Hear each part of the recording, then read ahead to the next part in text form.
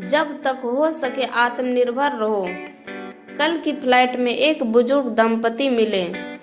बुजुर्ग की उम्र करीब 80 साल रही होगी और उनकी पत्नी भी 75 पार ही रही होगी। उम्र के सहज प्रभाव को छोड़ दे तो दोनों करीब करीब फिट थे। बुजुर्ग की पत्नी खिड़की की ओर बैठी थी। बुजुर्ग बीच में और मैं सबसे किनारे वाली सीट पर था। उड़ान भरने के साथ ही बुजुर्ग की पत्नी ने कुछ खाने का सामान निकाला और बुजुर्ग की ओर किया। बुजुर्ग कांपते हुए हाथों से धीरे धीरे खाने लगे। फिर फ्लाइट में जब भोजन मिलना शुरू हुआ तो उन लोगों ने राजमा चावल का ऑर्डर किया। दोनों बहुत आराम से राजमा चावल खाते रहे। मैंने पता नहीं क्यों पास्ता ऑर्डर कर दिया था। खैर, मेरे साथ अक्सर ऐसा होता है कि मैं जो ऑर्डर करता हूँ मुझे लगता है कि सामने वाले ने मुझसे बेहतर ऑर्डर किया है।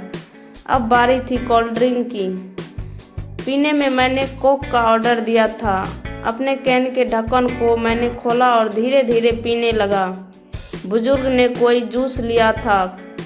खाना खाने के बाद जब उन्होंने जूस की बोतल के ढक्कन को खोलना शुरू किया तो ढक्कन खुल ही नहीं रहा था। बुजुर्ग कांपते हुए हाथों से उसे खोलने की कोशिश कर रहे थे। मैं लगातार उनकी ओर देख रहा था। मुझे लगा कि ढक्कन खोलने में उन्हें मुश्किल आ रही है, तो मैंने शिष्टाचार हेतु कहा कि लाइए मैं खोल देता हूँ। बुजुर्ग ने मेरी ओर देखा, फिर मुस्कुराते हुए कहने लगी कि बेटा, ढक्कन तो मुझे ही खोलना होगा। मैंने कुछ पूछा नहीं, लेकिन सवाल भरी निगाहों से उनकी ओर देखा। यह देख बुजुर्ग ने आगे कहा, बेटा जी, आज तो आप खोल देंगे, लेकिन अगली बार कौन खोलेगा, इसलिए मुझे खुद खोलना आना चाहिए। उनकी पत्नी भी अपने पति की ओर देख रही थी। जूस की बोतल का ढक्कन उनसे अभी भी नहीं खुला था, पर वो बुजुर्ग लगे रहे और बहुत बार कोशिश करके उन्होंने ढक्कन खोल ही दिया। अब दोनों आराम से जूस पी रहे थे। मुझे दिल्ली से चेन्नई की इस उड़ान में जिंदगी का एक सबक मिला। बुजुर्ग ने मुझे बताया कि उन्होंने ये नियम बना रखा है कि अपना हर काम वो खुद करेंगे। घर में बच्चे हैं, भरा पूरा परिवार है, सब साथ ही रहते हैं, पर अपनी रोज की ज़रूरत के लिए वो सिर्फ अपनी पत्नी की मदद ही लेते हैं, बाकी किसी की नहीं। वो दोनों एक दूसरे की ज़रूरतों को समझते हैं। बुजुर्ग ने मुझसे कहा कि जितना संभव हो अपना काम खुद करना चाहिए। एक बार अगर काम करना छोड़ दूंगा, दूसरों पर निर्भर हुआ तो समझो बेटा कि बिस्तर पर ही पड़ जाऊंगा।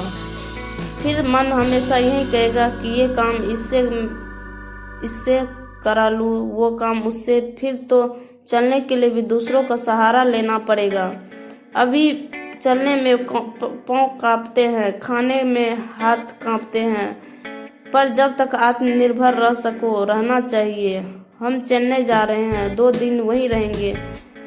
हम महीनों में 1-2 बार ऐसे ही घूमने निकल जाते हैं। बेटे बहू कहते हैं कि अकेले मुश्किल होगी, पर उन्हें कौन समझाए कि मुश्किल तो तब होगी जब हम घूमना फिरना बंद करके खुद को घर में कैद कर लेंगे। पूरी जिंदगी खूब काम किया, अब सब बेटों को देकर अपने लिए महीनों के पैसे तय कर रखे हैं और हम दोनों उसी में आराम से घूमते हैं। जहाँ जाना होता है बुक करा लेते हैं, टैक्सी आ जाती है। वापसी में एयरपोर्ट पर भी टैक्सी ही आ जाती है। होटल में कोई तकलीफ होनी नहीं है।